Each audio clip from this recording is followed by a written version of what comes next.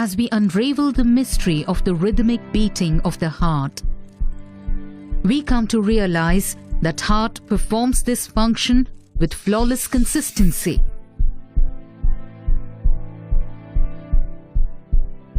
The heart is an organ that beats throughout the lifetime of a person.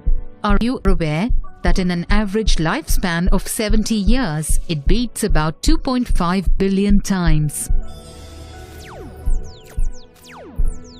The heart beats rhythmically due to the electrical impulses which cause synchronized contraction of the heart muscles. These impulses cause the contractions of the atrium and the ventricles, which allow the heart to pump blood. But have you ever wondered what controls the heartbeat?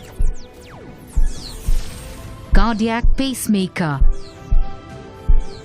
The heartbeat is generated and controlled by a pacemaker present in the heart. It also possesses specialized excitatory conducting system, which ensures the rhythmic beating of all the cardiac muscles. The walls of the atria form the atrial syncytium, and the two ventricular walls constitute the ventricular syncytium.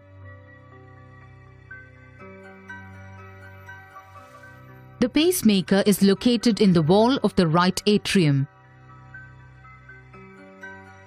It is also known as sinoatrial node or SA node.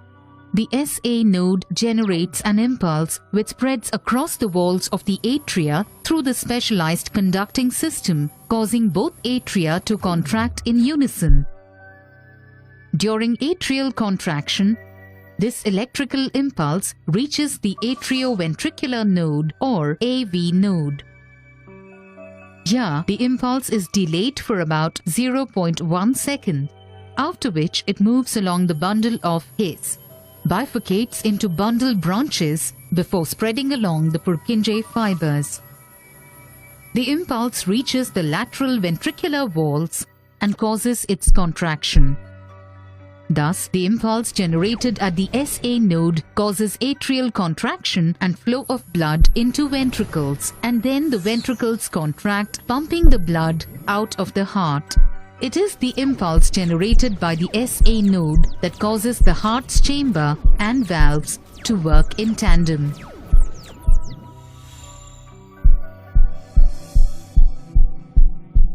Thus, we conclude that it is the SA node as the cardiac pacemaker which sets the rhythmicity of the heartbeat. Summary. We can now observe the impulse conduction and heartbeat in synchronization with the blood flow.